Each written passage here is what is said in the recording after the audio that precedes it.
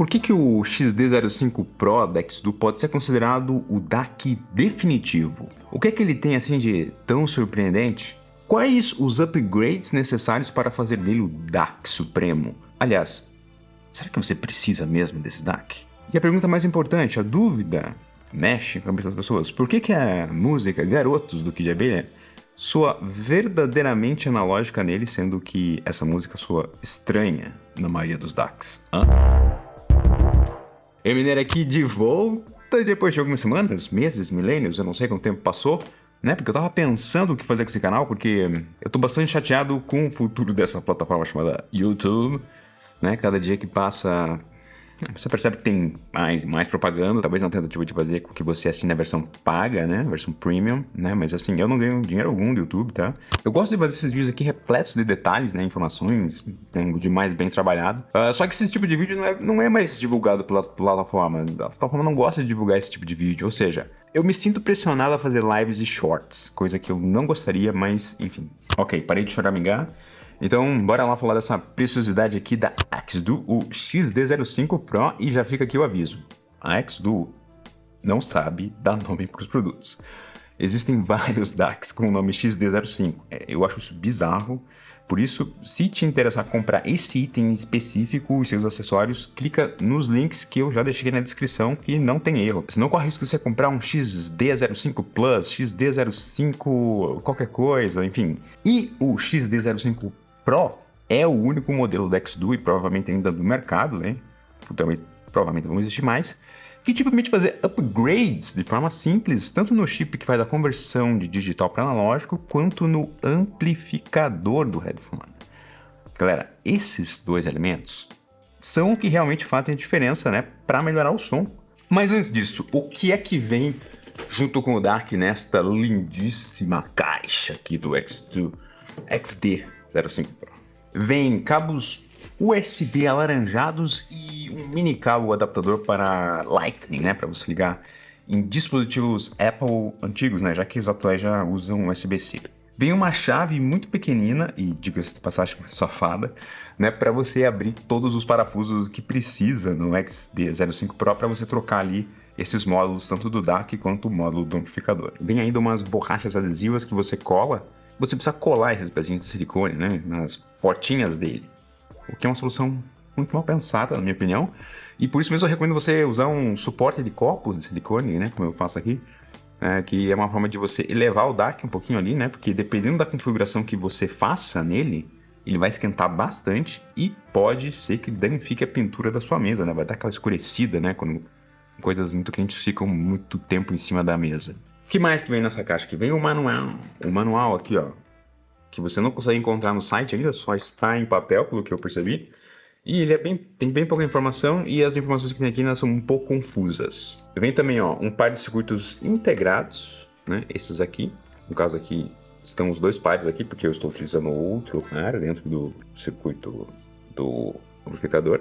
Ambos os que vêm montados quanto esses extras, eles são fabricados pela Texas Instruments e são eles os part numbers OPA1612 e o LME 49720. Sendo que para as médias e altas frequências eles são realmente muito bons, mas ambos distorcem nas baixas frequências e você vai ter que decidir qual das duas colorações de distorção ali seus ouvidos preferem. Vem ainda na caixa adaptador de plug 6.3mm para plug 3.5mm, né? Vem também adaptador USB-C para USB-A, caso precise.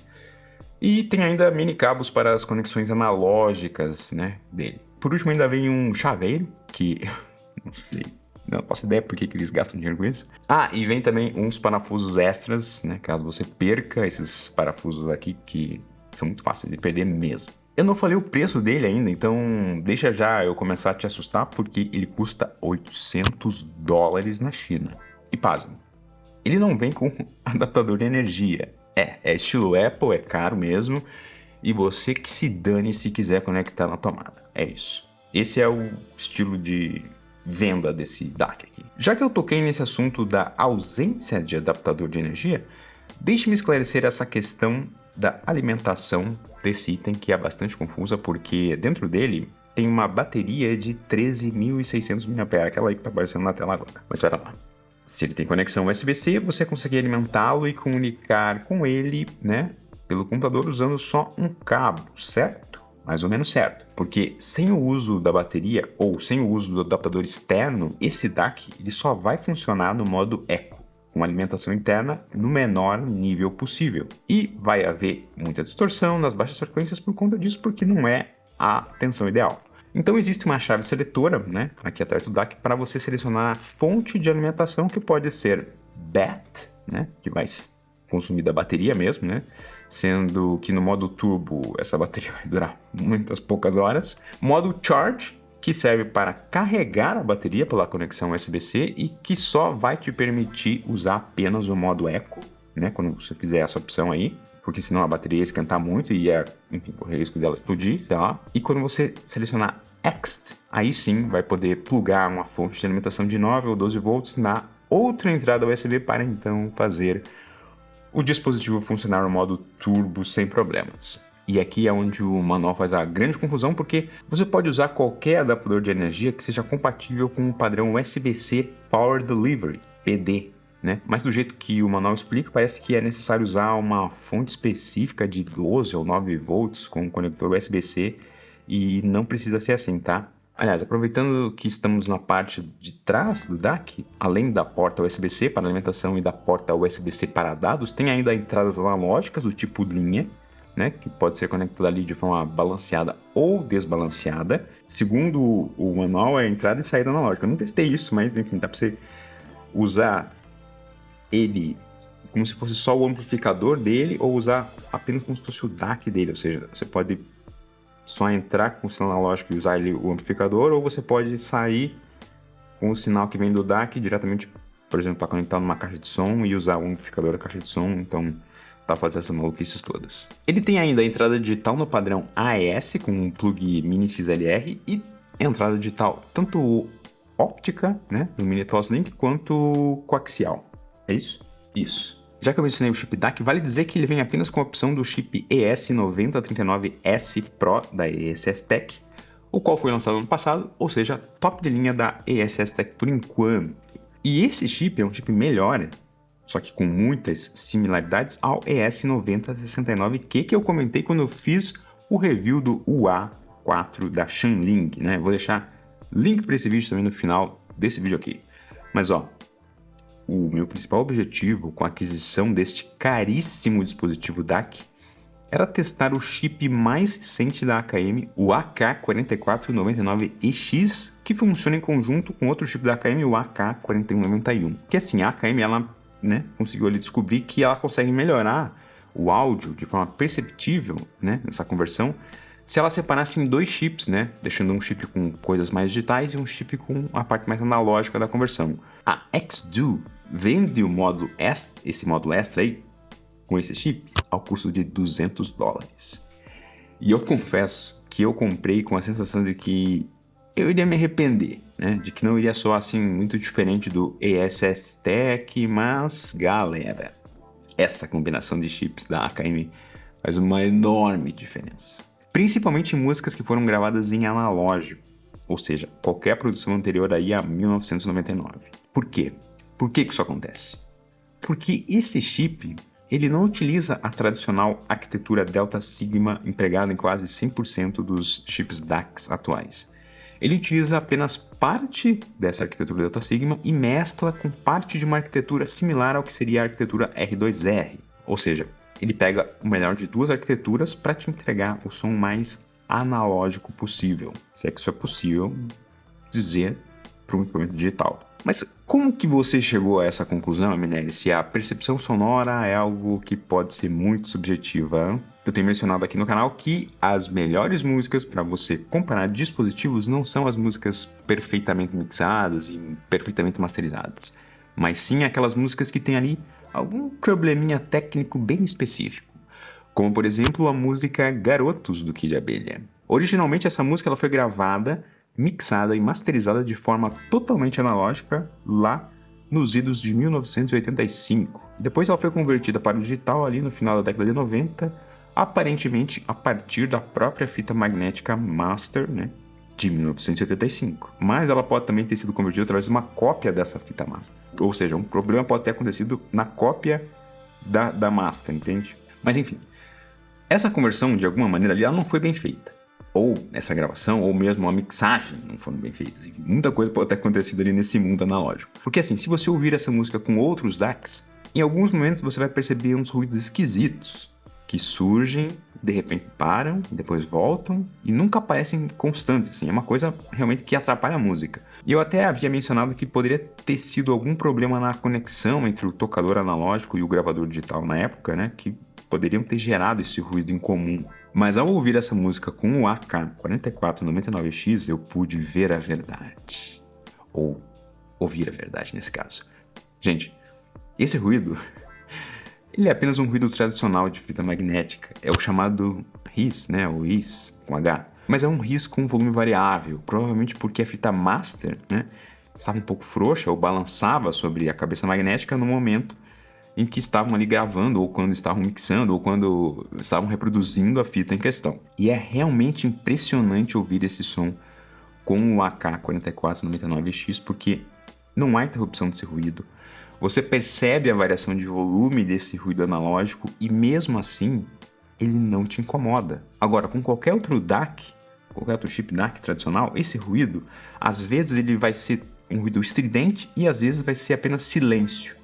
Só que fica alternando de forma muito rápida entre silêncio e ruído estridente, né? Gerando um som digitalizado que realmente te incomoda e te distrai da música em si, enfim, cria uma sonoridade esquisita. E o mais impressionante é pensar que essa música, quando foi convertida para o digital, ela tinha no máximo 16 bits de resolução, né? Porque os conversores de analógico para digital da época eram precários. Então, como é que esses detalhes podem ser tão bem representados no AK-4499X, que tem mais de 24 bits de resolução?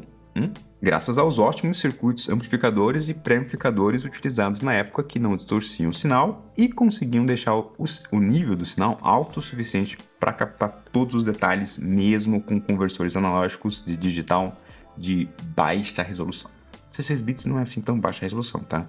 Ou seja, se você tem uma excelente amplificação, por exemplo, feito com amplificadores discretos e de categoria chamada classe A, pouco importa qual interface de áudio ou gravador digital você vai usar. E mais uma epifania auditiva que eu tive o prazer de ter com o XD05 Pro. Se liga nisso.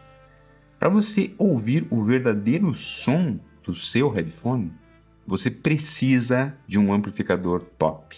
Senão o som ele vai distorcer de alguma maneira, né? Ou vai ficar murcho em alguns pontos ali e parecer que aquilo é normal, mas não é. Essa percepção da verdade, né, acontece principalmente nas baixas frequências. Tá, mas por que isso acontece, né? Por que o som da maioria dos DACs, dos amplificadores em geral aí, são murchos, né? Por quê? O que acontece? É porque assim, a gente vive numa era onde o mais importante é dispositivos portáteis, né, o mais portáteis possíveis, e que consumam a menor quantidade possível de energia, né, que não esquentem e tudo mais. Só que um circuito amplificador do tipo classe A, ele é o oposto de tudo isso. Ele vai ser sempre um circuito que vai consumir muita energia, ele vai ser muito ineficiente, ele vai esquentar demais e, enfim, vai ser caro também. Então, é por isso que a gente tem dificuldade em ter equipamentos, né, realmente muito bons para você ouvir e para gravar áudio também, porque esses amplificadores tipo classe A não são nada baratos e nem eficientes. Então, poucas empresas apostam nele. Tá, e qual que é o amplificador que eu estou utilizando aqui dentro do XDU XD05 Pro? É o SS3602 da Sparkles Labs. Na verdade, eu utilizo dois desses. Cada um custa aí na casa dos seus $100, ou seja, mais $200 para a conta. Esse amplificador ele não é a solução ideal, tá? Porque você percebe que a qualidade da montagem dele não é muito boa. Essa Sparkles Labs ela é uma empresa, né, que basicamente, né, é um casal ali que monta circuitos em casa. É isso. Inclusive, você vai precisar ir aparar ali algumas arestas, né, uns pinos nessa placa aí, antes de montar no DAC, porque o espaço é muito reduzido mesmo aqui dentro do DAC. E esses amplificadores, eles não têm uma boa dissipação de calor também. E ainda ficando confinado aqui dentro do DAC, provavelmente esses amplificadores aí vão ter uma vida útil reduzida drasticamente, né? Ou seja, se era para durar 10 anos, aqui dentro vai durar espero que pelo menos 3, 4, 5 anos, por favor. Outra coisa que será necessário fazer ao utilizar esse amplificador, você vai precisar isolar com fita isolante alguns pontos ali da placa, do módulo da placa ali, onde os pinos podem encostar, né? Principalmente nos capacitores ali, com as carcaças metálicas que podem também trazer algum curto-circuito, então tome cuidado. E devido a esses problemas todos, né, eu mesmo estou desenvolvendo aí uma PCB compacta que vai conter ali já todos esses componentes e vai ter uma dissipação de calor muito mais eficiente que essa solução bizarra aí. Aguarde novidades, né? Porque essa placa pode dar origem a um amplificador para headphone bem mais em conta que essa coisa toda aí de $1.200. Os amplificadores aqui utilizados, eles estão diretamente conectados às saídas frontais, né? Tanto a balanceada quanto a desbalanceada. E você pode até conectar os dois, né? Pode ter dois headphones ali ao mesmo tempo, sendo um balanceado, obviamente, e um desbalanceado. Isso porque ele consegue entregar até 930 miliwatts, né, para uma impedância de 300 ohms. Isso é bastante coisa. Para você ter uma ideia, é 4 vezes mais potência do que o Shanling UA4 consegue entregar. Só que ele consome muito mais do que 4 vezes para conseguir gerar 4 vezes mais potência. Eu diria que ele deve consumir para aí, sei lá, 16 vezes mais. Ele deve consumir 16 vezes mais para conseguir gerar 4 vezes mais potência. Porque ele é ineficiente. É um amplificador tipo classe A, que o objetivo é fazer os transistores trabalharem no máximo, ou seja, no limite mesmo, com o máximo de potência. E o controle de volume dele é sempre, né, um controle aqui analógico pela rodinha da frente, ou seja, isso é muito bom, porque o computador não vai impactar no som aqui, vai ser sempre essa rodinha aqui que vai te dar ali o som, e isso eu gosto dessa sensação. Óbvio que você vai poder modificar o som dos softwares e tudo mais, né? Cada software tem o seu controle de áudio, mas em termos de sistema, o sistema que comanda aqui o volume é essa rodinha. Aliás, para você instalar no Windows, você vai precisar baixar os drivers lá no site da X2, mas tanto para Mac quanto para Android, iOS e iPadOS, você não precisa, se pluga direto e ele já reconhece. Já que a gente está falando em botão, os botões laterais aqui, além do botão on-off, né, esse vermelho, e do botão para conexão Bluetooth, talvez o botão mais importante, o botão de modo turbo, que seleciona a tensão de alimentação do circuito, né? Quando os LEDs ficam verdes, quer dizer que está no modo eco. E ele vai operar ali com tensões internas de 6.5 volts. Quando os LEDs ficam azuis, ele está no modo normal, tensões ali de mais ou menos de 10 volts. E quando os LEDs ficam vermelhos, aí sim estamos no modo turbo com tensões de mais e menos 15 volts. Né? Essas tensões de 15 volts, elas são os valores tipicamente utilizados em circuitos de áudio profissional, porque possibilita aos transistores do circuito todo ali operarem linearmente com o maior range possível e, consequentemente, o sinal mais limpo possível, sem distorções. Entendeu? É isso que precisamos. Agora, o botão Input serve para você selecionar a fonte de onde vem o áudio digital, que pode vir da USB, da entrada digital óptica, da entrada digital coaxial, da entrada digital AS, da entrada analógica auxiliar e da entrada analógica auxiliar desbalanceada, balanceada ou desbalanceada, né? E também da conexão Bluetooth, ou seja, 7 formas de você entrar com o sinal ali. Só lembrando que se você selecionar, né, uma das entradas analógicas, né, quer dizer que o chip DAC aqui dentro não vai servir para nada, né? Você está usando só o amplificador mesmo do headphone. Né? Já que esse sinal já está em analógico, não faz sentido você reprocessar num DAC, o chip DAC, que eu digo, né? E o último botão, o botão menu, né? Para você acessar, você tem que segurar um pouco esse botão. Você tem aqui algumas opções, né? Que mostram nesse display aqui, né? E que você seleciona com o uso da rodinha e depois você clica em Input. É um pouco estranho esse modo de seleção aqui, mas enfim, é isso. E as opções do menu são o tipo de filtro PCM, né? Eu já falei sobre isso, tipo de filtro naquele vídeo do Shanling UA4. Não vou repetir aqui porque é muita informação. Tem a opção também de backlight, né? Se você quer adicionar backlight ou não ao display aqui para ficar ainda mais brilhoso, mas ele já é muito brilhoso, eu desligo o backlight. Brightness, né? Que é a intensidade do brilho desse display, eu deixo no mínimo aqui, eu já acho que ele é muito brilhoso mesmo assim. Tem também a opção de Phone Bounce, né? PH Bounce, né? Que é para você compensar o canal R e o L, né? Deixar um maior que o outro ou um menor que o outro, de acordo com a sua percepção auditiva, né? Se você tem algum problema de um ouvido ser melhor que o outro, você modifica ali. Na opção de display, você pode selecionar se você quer visualizar a velocidade de amostragem, né, nessa telinha aqui, ou se você quer mostrar a intensidade do volume, né, em cada um dos canais. Esse ícone de relógio quer dizer, na verdade, é uma configuração para você fazer um auto turn off, né, ou seja, depois de um tempo, ele se desliga sozinho porque, como ele consome bastante, você não quer que ele fique ligado se você não está usando ele. Então é bom você usar essa opção aí de auto turn off, caso você esqueça, geralmente, de desligar o seu DAC. E por último, né, a opção de reset geral para voltar ao original da fábrica. Ah, e o fato desse DAC possuir bateria interna, ele permite a você conectá-lo por Bluetooth ao seu computador e assim você vai poder passear pela casa com um headphone na cabeça e esse cartuchão aqui pesado, quente, guardado no bolso da tua bermuda, que é uma coisa que eu não recomendo que você faça, mas é possível fazer, tá? Um único comentário sobre o Bluetooth, né? Eu não utilizo o Bluetooth aqui, obviamente você vai perder qualidade no som quando você utiliza o Bluetooth, apesar de ele ter uma conexão bastante rápida, né? Ele é Bluetooth 5.1 e ele usa o chip da Qualcomm, o QCC 5125, e esse chip é um dos últimos da Qualcomm, então realmente é muito bom esse chip, vale a pena você utilizar se você gosta de utilizar Bluetooth, né? Você pode utilizar sem cabo nenhum e usar ele na bateria, caso você não goste de cabos também, mas você vai ter que recarregar depois a bateria, tá? Então, essa é a parte chata. E já que eu tô falando em chip, né? Eu não comentei do processador, não dá pra ver aqui na placa, né? Mas, porque provavelmente deve estar embaixo da bateria. Esse DAC XD05 Pro da XDU utiliza um processador da Exmos, né?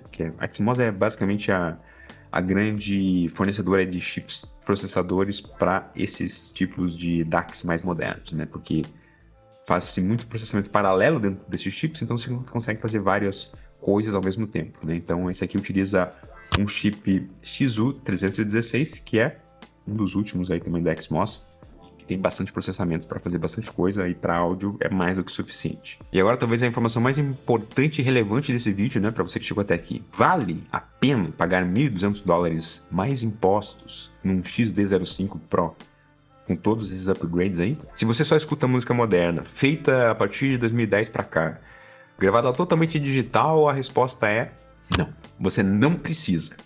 Porque essas músicas, elas já foram mixadas, masterizadas e pensadas para esses DACs mais baratos, né? E fones de ouvido sem fio. Então, apesar de você ter sim uma melhoria com o XD05 Pro para essas músicas, essa pequena melhoria não compensaria o preço. Agora, se você escuta muita música clássica, adora soundtracks de cinema, é fanático por artistas dos anos 60, 70, 80 e 90, né? Tem uma hiper coleção de vinis que você gostaria de ouvir com a mesma qualidade no digital, aí, infelizmente, eu tenho que dizer que sim, o XD05 Pro vai fazer uma enorme diferença na percepção das suas músicas. Mas e para mixagem e masterização de conteúdo, né? Como seria?